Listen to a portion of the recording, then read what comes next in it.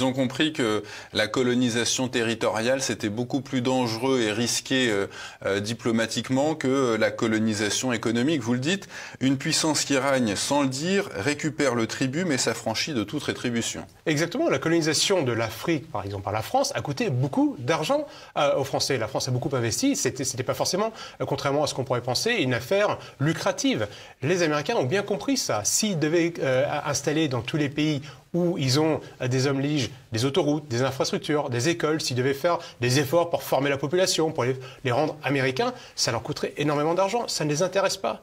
Les Américains se fichent complètement de la nature des pays qui vont leur être soumis. La seule chose qu'ils veulent, c'est que ce pays-là ouvre ses frontières pour soit exporter des ressources naturelles, soit importer des biens fabriqués aux États-Unis ou par des sociétés américaines. Et ça coûte beaucoup moins cher que de former une élite, d'être sûr que cette élite soit anglophile, américanophile, qu'elle soit adepte de l'American Way of Life. C'est beaucoup plus facile et beaucoup moins onéreux de faire cela que de coloniser un territoire avec tous les dus au peuple qui est colonisé. Et Washington ne s'était pas privé de dénoncer l'Empire français au moment de la guerre d'Algérie pour ensuite mettre la main sur l'économie algérienne, les puits de pétrole, le gaz, etc. Le prix de l'Empire, vous dites, c'est la mort de la nation. Vous pensez que les États-Unis sont en état de mort de mort? À force d'avoir au niveau américain cette vision impériale et d'être plus intéressé par, on va dire, le bien fondé de son oligarchie, de ses entreprises, eh bien, ils en viennent à oublier le peuple américain. Aujourd'hui, les États-Unis sont la première puissance économique mondiale et en même temps, on a des problèmes graves au sein même du peuple américain, le nombre de suicides, l'obésité, la délinquance, la criminalité. Tous ces indicateurs sont en train de se détériorer aux États-Unis, alors que l'Amérique demeure la première puissance mondiale. On pourrait imaginer que la première puissance mondiale demeure un pays de cocagne, où il fait très bon vivre. Ben non, c'est pas vrai. Pour une partie de la population américaine qui bénéficie du rayonnement impérial américain, il fait très bon vivre, mais l'élite américaine a préféré se concentrer sur son extension territoriale étrangère que de se focaliser sur l'américain qui, dans beaucoup de parties des États-Unis aujourd'hui, souffre.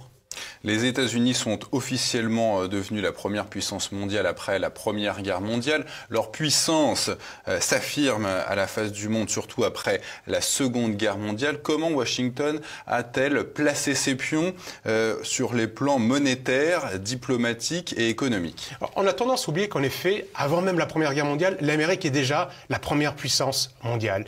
Après la Première Guerre mondiale, l'ensemble des empires européens sont tombés, sont détruits. Après la Deuxième Guerre mondiale, c'est le chant du cygne. Il n'y a plus de puissance. Les nations européennes se sont détruites entre elles.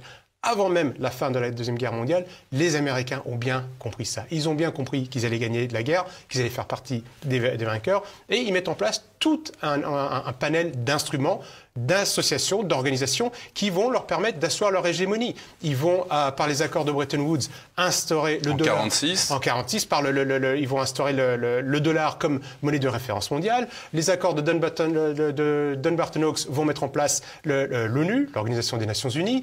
Ils vont mettre en place le GATT, qui va devenir l'Organisation mondiale du commerce. Donc toutes ces institutions, la Banque mondiale, le FMI, tout cela va être mis en place par les Américains, avec des dirigeants américains, ou alors qui vont recevoir leur autorisation de gouverner ou de siéger par les Américains, pour gouverner ce qu'eux vont appeler le monde libre. Donc ce monde libre, qui va être le monde atlantiste, globalement, va rentrer dans les règles, dans les normes mises en place par les États-Unis. Parce qu'en parallèle de tout ça, on envoie à l'étranger les cabinets d'avocats, les cabinets de conseil, sur l'économie de l'Empire américain. C'est pour ça que l'agriculture française va changer, la façon de travailler dans les entreprises va changer, et tout le monde regarde les États-Unis comme la maison sur la colline, la maison ou le phare qui doit rayonner sur le monde libre.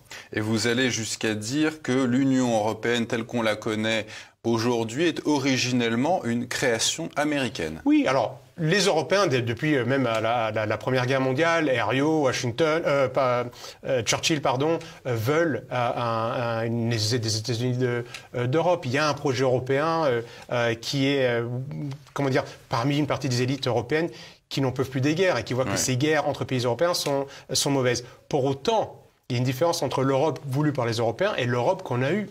L'Europe qu'on a eue est un projet qui a été éminemment poussé par les États-Unis, qui ont énormément investi. Il y a un comité indépendant qui s'appelle l'American Community for United Europe, qui est une association qui a distribué de la manne, des subsides à tout un tas d'associations européennes qui allaient dans le sens atlantiste. Et de personnalités françaises comme Monnet, Jean Monnet, qui était, et même Schuman. Exactement, qui étaient stipendiés par les États-Unis. De Gaulle disait que Monnet travaillait pour les Américains. Et quand vous regardez à l'intérieur de cette association ACUE des États-Unis, vous avez que des personnes qui sont des anciennes personnes de la CIA, de l'OSS pendant la Deuxième Guerre mondiale, du ministère de la Défense. Donc vous n'avez pas de personnes qui sont qui viennent de la diplomatie, qui ont eu un travail, qui ont été ambassadeurs en Europe. Non, ce sont des militaires ou des personnes qui sont habituées aux basses œuvres, qui sont derrière cette association, qui vont pas contrôler, créer l'Union européenne, mais placer leurs pions, subventionner les revues qui les intéressent, qui vont dans leur sens, et s'assurer que l'Europe qui est en train de se construire, dont les Américains ont besoin, parce que c'est leur plus grand marché d'import-export, que cette Europe se construise sur des bases compatibles avec l'atlantisme, avec les États-Unis.